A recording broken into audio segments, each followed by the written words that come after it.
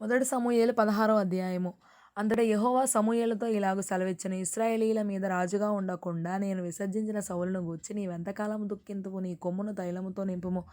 బెత్లెహేమీయుడైన యెష్షయి యొద్దకు నిన్ను పంపుచున్నాను. అతని కుమారులలో ఒకని నేను రాజుగా నియమించుదును. సమూయేలు, నేనెట్లు వెళ్ళుదును? నేను వెళ్ళిన సంగతి సౌలు వినిన ఎడల అతడు నన్ను చంపుననగా, యెహోవా నీవు ఒక పెయ్యను తీసుకొని పోయి యెహోవాకు బలిపశువును వధించుటకై వచ్చితినని చెప్పి యెష్షయిని బలి అర్పణమునకు పిలువుము.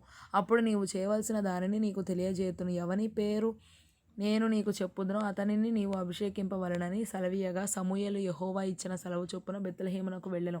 ఆ ఊరి పెద్దలు అతని రాకకు భయపడి, సమాధానముగా వచ్చుచున్నావా అని అడగగా, అతడు సమాధానముగానే వచ్చితిని, మీరు శుద్ధులై నాతో కూడా బలికి రండని చెప్పి యెష్షయిని అతని కుమారులను శుద్ధి చేసి బలి అర్పించెను. వారు వచ్చినప్పుడు అతడు ఏలీయాబును చూచి, నిజముగా యెహోవా అభిషేకించువాడు ఆయన ఎదుట నిలిచియున్నాడని అనుకొనెను. అయితే యెహోవా సమూయేలుతో ఇలాగు సెలవిచ్చెను, అతని రూపమును అతని ఎత్తును లక్ష్యపెట్టకుము. మనుషులు లక్ష్యపెట్టు వాటిని యెహోవా లక్ష్యపెట్టడు. నేను అతని త్రోసివేసి ఉన్నాను. మనుషులు పైరూపమును లక్ష్యపెట్టుదురు గాని యెహోవా హృదయమును లక్ష్యపెట్టును. యెష్షయి అబీనాదాబును పిలిచి సమూయేలు ఎదుటికి అతని రప్పింపగా, అతడు యెహోవా ఇతని కోరుకొనలేదనెను. అప్పుడు యెష్షయి షమ్మాను పిలువగా, అతడు యెహోవా ఇతనిని కోరుకొనలేదనెను. యెష్షయి తన 7 కుమారులను సమూయేలు ఎదుటికి పిలువగా, సమూయేలు యెహోవా వీరిని కోరుకొనలేదని చెప్పి, నీ కుమారులందరూ ఇక్కడ నున్నారా అని యెష్షయిని అడగగా, అతడు ఇంకను కడసారి వాడున్నాడు, అయితే వాడు గొర్రెలను కాయుచున్నాడని చెప్పెను.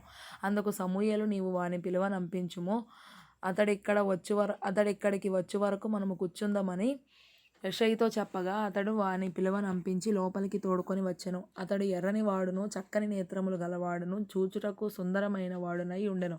అతడు రాగానే, నేను కోరుకున్నవాడు ఇతడే, నీవు లేచి వానిని అభిషేకించుమని యెహోవా సెలవీయగా, సమూయేలు తైలపు కొమ్మును తీసి వాని సహోదరుల ఎదుట వానికి అభిషేకము చేసెను. నాట నుండి యెహోవా ఆత్మ దావీదు మీదికి బలముగా వచ్చెను. తరువాత సమూయేలు లేచి రామాకు వెళ్ళిపోయెను. యెహోవా ఆత్మ సౌలును విడిచిపోయి, యెహోవా యొద్ద నుండి దురాత్మ ఒకటి వచ్చి అతని వెరపింపగా, సౌలు సేవకులు, ఈ దేవుని యొద్ద నుండి వచ్చిన దురాత్మ ఒకటి నిన్ను వెరపించియున్నది.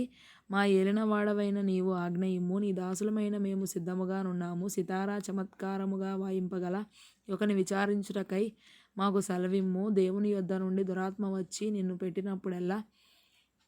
పెట్టినప్పుడెల్లా అతడు సితారా చేత పట్టుకొని వాయించుట చేత నీవు బాగుపడుదువని అతనితో నన్నిరి. సౌలు బాగుగా వాయింపగల ఒకని విచారించి నా యొద్దకు తీసుకొని రండని తన సేవకులకు సెలవీయగా, వారిలో ఒకడు, చిత్తగించుము, బెత్లెహేమీయుడైన యెష్షయి యొక్క కుమారులలో ఒకని చూచితిని, అతడు చమత్కారముగా వాయింపగలడు. అతడు బహుశూరుడును, యుద్ధశాలియు, మాట నేర్పరియు, రూపసియు నయ్యున్నాడు.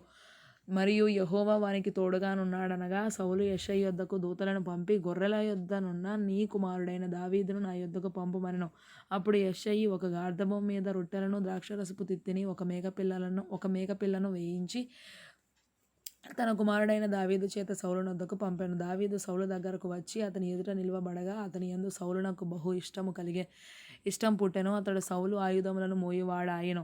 అంతటా సౌలు, దావీదు నా అనుగ్రహము పొందెను గనుక అతడు నా సముఖమందు సేవ చేయుటకు ఒప్పుకొనుమని యెష్షయికి వర్తమానం పంపెను. దేవుని యొద్ద నుండి దురాత్మ వచ్చి సౌలును పెట్టినప్పుడెల్లా దావీదు సితారా చేత పట్టుకొని వాయింపగా దురాత్మ అతనిని విడిచిపోయెను.